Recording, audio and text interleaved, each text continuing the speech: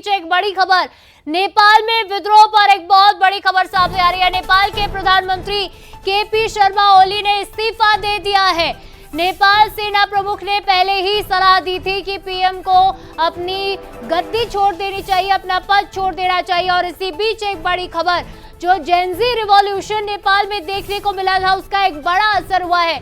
नेपाल के प्रधानमंत्री KP Sharma Oli Dubai भागने की तैयारी में थे, दुबई रवाना होने वाले थे, लेकिन उससे पहले इस्तीफा उन्होंने दे दिया है। इस खबर पर ज्यादा बातचीत करेंगे, हमारे साथ न्यूज़8 शरद जी जुड़ रहे हैं। शरद जी, जिस तरह की हम बात कर रहे थे तख्ता पलट की, उसकी शुरुआत शायद हो चुकी है और अब इस्तीफा सामने आ गया है। आगे क्या कुछ कदम उठाए जाएंगे? देखिए, सेना और सेना प्रमुख से थोड़ी देर पहले ओली प्रधानमंत्री नेपाल की बात हुई थी और सेना की तरफ से ये साफ इंडिकेशन था कि वो पद छोड़ेंगे तभी आगे की स्थितियों को लेकर चर्चा हो सकेगी। और ये भी समझा जा रहा था कि ओली से ये भी कहा गया है कि वो फिलहाल इस्तीफा देने के बाद नेपाल छोड़ दें और जो भी उसके बाद की परिस्थितियां होंगी वो तभी नियंत्रित होंगी, क्योंकि अभी लोगों के मन में ओली और उनके कैबिनेट के सहयोगियों के प्रति बहुत गहरा गुस्सा है, नाराजगी है। और यही वजह है कि युवाओं की उग्र जो भीड़ है वो मंत्रियों के निवास पर प्रवेश कर रही है, जबरन तोड़फोड़ कर रही है और उन्हें निशाना बनाने की कोशिश कर रही है। बहुत बड़ा डेवलपमेंट है।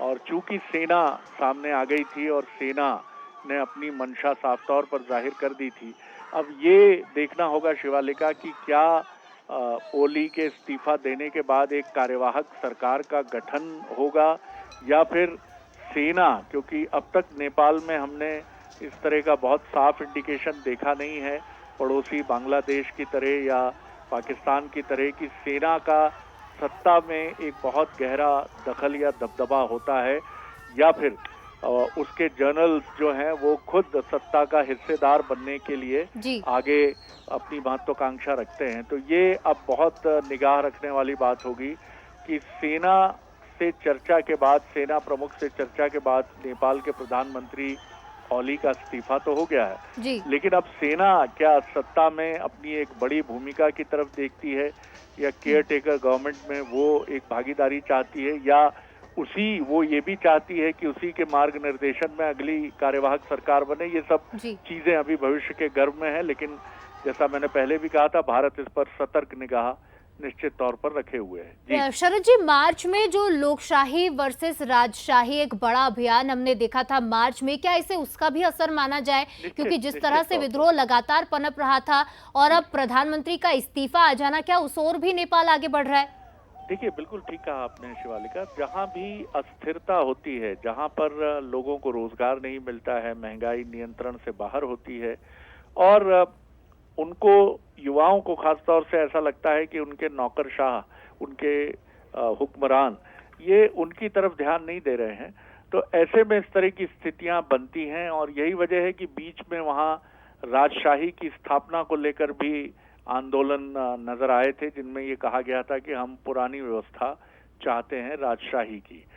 तो अब ये देखना काफी दिलचस्प भी होगा, महत्वपूर्ण भी होगा कि केयरटेकर गवर्नमेंट के तौर पर कौन सामने आता है, किसकी भूमिका होती है, और पर्दे के पीछे का जो इस सूत्रधार है इस पूरे युवा आंदोलन का, शायद वो भी अब बहुत साफ तौर पर निकल कर आए। क्योंकि अगर ये युवाओं का एक आंदोलन है तब तो फिर से एक अलग दिशा में सरकार बनने की बात और चुनाव की बात हो सकती है लेकिन अगर इसके पीछे कोई समझदार चेहरा है जिसने इस सारी चीज को आगे बढ़ाया है तो वो अब सामने भी आ सकता है। जी, निश्चित तौर पर अब नेपाल एक नए नेतृत्व की तलाश में जरूर रहेगा। शरद जी, तमाम विश्लेषण के लिए आपका बहुत शुक्रिया। इसी बीच एक बड़ी खबर एक बार फिर से दर्शकों को बता दें तो नेपाल के प्रधानमंत्री केपी शर्मा ओली ने इस्तीफा दे दिया है और अब वो देश छोड़कर बाहर जाएंगे, दुबई जाने की तैयारी है। मीडिया रिपोर्ट्स ये दावा कर रही थी शुरुआत से ही, क्योंकि जिस तरह से सेना प्रमुख ने ये सलाह दी थी नेपाल के प्रधानमंत्री को कि आप पद छोड़ दीजिए, 10 मंत्रियों ने पहले इस्तीफा दे दिया था। सेना प्रमुख का ये कहना था कि स्थिति को कंट्रोल तभी किया जा सकेगा जब जो सरकार के बड़े चेहरे हैं ये पीछे हट जाएंगे, ये इस्तीफा दे देंगे।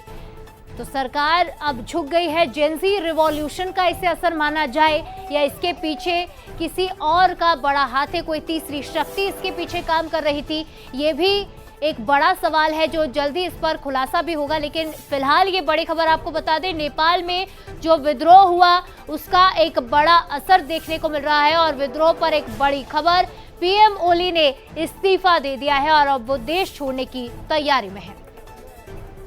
तो चलिए एक नजर इस पर भी डाल लेते हैं कि भारत पर इस पर क्या असर होगा, इस पूरी घटनाक्रम से भारत कैसे जुड़ा हुआ। तो सबसे पहले तो भारत एक बॉर्डर देश है, हम पड़ोसी देश है नेपाल के। भारत के चारों ओर लोकतंत्र अब खतरे में नजर आ रहा है, क्योंकि पहले श्रीलंका, उसके बाद बांग्लादेश और अब नेपाल में भी तख्ता पलट की तैयारी शुरू हो चुकी है। हालांकि अब तक इस्तीफा आया है, लेकिन आगे क्या होगा ये साफ नहीं हुआ है। तो देखिए, नेपाल में चीन का दखल भी अब बढ़ने की आशंका है। भारत के चारों ओर अराजकता की स्थिति क्योंकि बनती जा रही है।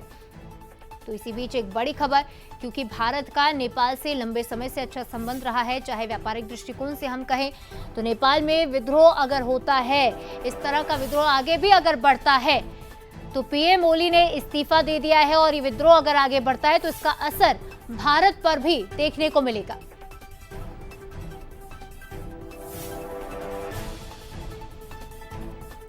तो देखिए, प्रधानमंत्री केपी ओली ने इस्तीफा दे दिया है, लेकिन अब आगे क्या होगा ये एक बड़ा सवाल सभी के मन में सामने आ रहा है। तो क्या अब सेना संभालेगी शासन व्यवस्था, क्योंकि जो सेना प्रमुख है उन्होंने ही सलाह दी थी सरकार छोड़ने की।